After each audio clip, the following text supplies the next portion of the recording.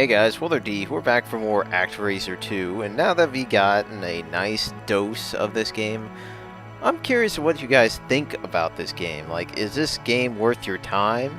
Is this game really even something to continue playing, or are you just that curious? I guess I'm gonna be option C, because I wanted to figure out what this game has to offer, and unfortunately I get thrown into this situation where I have a town that has apparently sunken underwater and people have used a turtle as a refugee town. What? Oh, okay. I'm pretty sure Pedo would be really pissed off about this. I'm also pretty sure that the turtle or the tortoise would be really ticked off too. But apparently this is happening. And the demons are involved too. What a shock.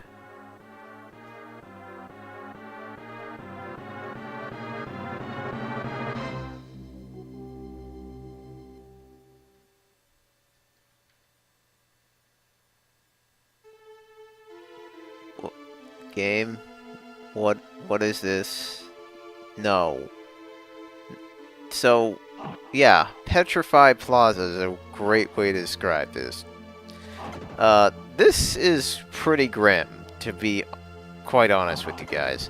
The fact that the game gives us a nice story of how screwed up this situation is, yeah. To see people petrified and suffering a suffering state like they are. I mean, wow. And this game is just throwing it full frontal at the beginning of the level. That's gonna take some time to take in, honestly. That's pretty dark. I mean, I usually expect to see this stuff in, say, like, Demon's Crest or something, but here, damn.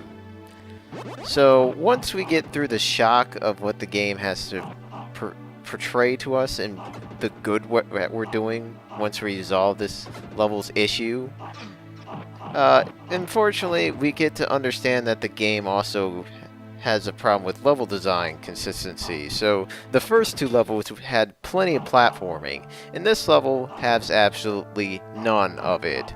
In fact, the only thing that we really are worried about are the legion of enemies that the game proceeds to throw at us. Fish, you not do what I think you're gonna... Frickin' fish and fireballs underwater. How? I guess it makes sense because the master doesn't seem to be affected by the underwater BS at all either. I mean, he's been moving at the same pace that he's been moving the first couple levels where he was over water. Man, this game is just not making a lot of sense. I mean, granted the backdrops are beautiful or depressingly beautiful, but I really do not know what the hell I'm on. Moreover, these things can go to hell. Those merminions that like to home onto you? No. And these bracers that seem to have spikes protruding out of it? What kind of jewelry does this sort of evil thing? I guess demonic jewelry, so... I mean, granted, that'd probably be a great weapon, but right now they're just being a great obstacle in my path.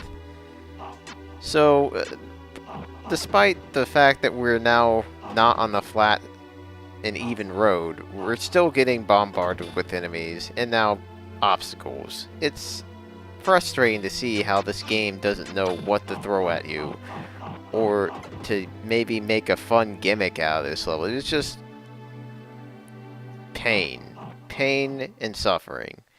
That's maybe what the theme was. Okay, I get it now. So now when everything starts turning red, you are at the boss, and first thing you want to do is make the boss see red himself. No! Okay, did I just freaking kill myself on some more spikes? Yeah, okay. The thing I'm really frustrated about is that this is one of the easiest bosses in the game.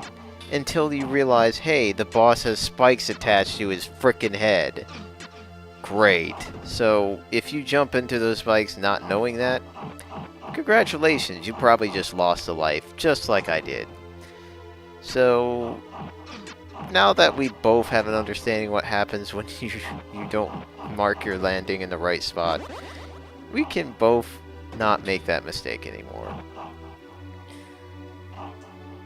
Man, I'm just still shocked by this whole thing. I'm shocked by the fact that the master has literally no sense of regard for the water he's surrounded in, or that he is so much built like a Zora, and I just haven't figured that out yet. One thing you should know about these bracers: do not kill them when the spikes are protruding, otherwise they stay that way.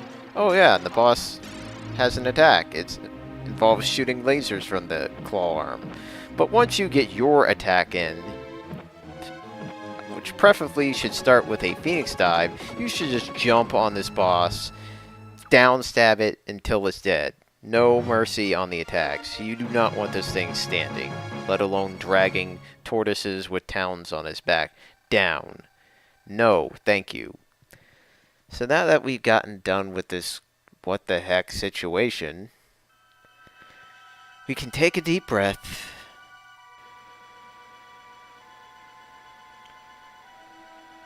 Okay, I feel better. Okay. Now that we've solved the issue here, which I'm guessing whatever that was dragging it down has now freed the people from their stonified slumber. I really don't understand this whole situation with the damn Tortoise Island. Other than this place was probably the master's biggest waste of time ever. But now we have something better to look forward to. This next area, Altheria. And this is where the source of all the issues have started, because of a queen. A queen that was conquered by jealousy. Jealousy of a certain figure. And if you're thinking it was the man that she loved or someone that she had a high admiration towards, no. It was actually more of envy, according to the manual of this game. Envy towards a very omnipotent figure.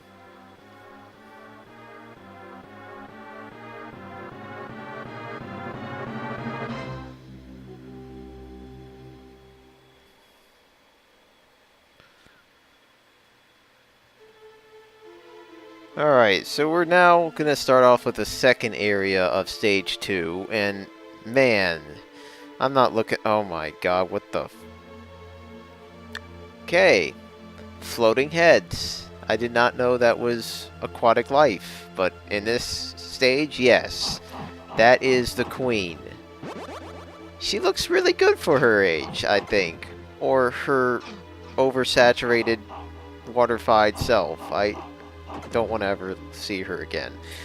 So this level is where you start to get introduced with platforming and a bunch of enemies.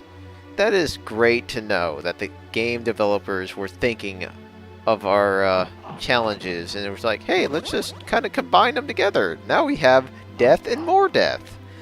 So what I suggest you do is to try not to panic. Try to take care of the enemies as soon as you can, even if they are annoying as all hell.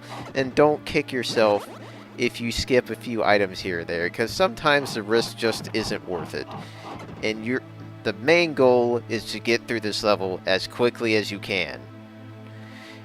Unfortunately, that's going to be really hard sometimes, because you will have a nice dozen enemies in your way more than half the time. It's a little frustrating, but you can make through it. This second section starts off easy enough.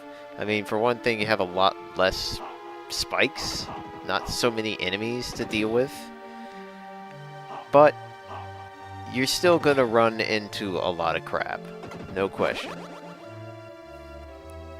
For instance, you definitely want to get that magic power up, because if you don't, the boss might prove to be a little annoying. And this jump right here sucks. That's how I suggest you guys to do it. To start off with a jump. Try to make the second jump matter by waiting just a little bit, and then try to slowly float your way down onto the other ledge by holding up, because if you don't do that, you're probably not going to make it to the other side, and you're probably going to die a bunch of times. Also, hold left here to get an extra life, because that's going to prove useful for the boss coming up, because the boss is not easy. This next boss is certainly a big difference than the last one we fought, and this part sucks right here, because this is where we get platforming and enemies combined at the same time. Thanks, developers. I'm so glad you were thinking about our sanity today. And of course, once you get past one jump, you have more enemies. And as you can expect, more enemies. But good thing is once you get past all that, you are pretty much on the straightaway to success if it weren't for her showing up at the last minute. Thankfully, you could do one of two things. You could do exactly what I'm doing, or you could try to jump over her and have her pretty much reappear in front of you. So honestly, I suggest doing this way, but if you're speedrunning, do it the faster way. Now, the Queen's Envy is the boss of this stage. And the Queen... What is she using on me? Are those freaking floating heads? Why do they remind me of Von Beethoven? Like, seriously, they look like Von Beethoven. So, yeah. We have to fight this monstrosity. And the thing that you should not be doing here is you should not be wasting your time with the head. You should also not be hesitating on attacking that flame, because that is a weak point, and you want that thing to die as soon as possible. Otherwise, you might get in a situation where you're stuck, and there's not much you can do about it other than to, right on cue, die. So, definitely start off with the dive attack, because that's pretty much a great way to do some quick damage. And if you take some damage, take advantage of it. Don't just sit there. And if you can't get up to the higher ledges, always use the Raging Bomb. Because if you get on the higher ledges, then you can use that attack. You can use the Diving Phoenix. And honestly, that does 3 bars of damage. We've already addressed that. But here, it's surmountable to your success. Or at least it will help you out quite a damn bit. So, once we say goodbye to the Queen's jealous-filled flame, we can wave goodbye to the water levels and never see them again, because I find them incredibly boring and incredibly depressing. So, what happens now that I saved this queen from her own jealousy, or at least, I guess, killed her, essentially? The lanterns return. Oh, so that's the vote. Game, you lying piece of crap. You're telling me it's Altheria. So, guys, are you wondering what she was jealous about? Game says she was suspicious of the man she loved, and that the land was too small. Booklet said she was jealous of the Master, aka God. She was jealous of the Master's power. Holy crap. Yeah, no wonder she got conquered by jealousy. Because if you're that level of jealousy, you probably are condemned at that point. So, we got Temponia having some issues. But before we go and check them out, we're going to have a talk with the Tortoise, see what's going on with him.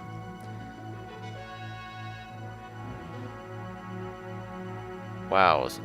Well, I'm kind of glad that the Tortoise can go down and see his family, but why does he have to take that frickin' lumbering piece of village on top of his back?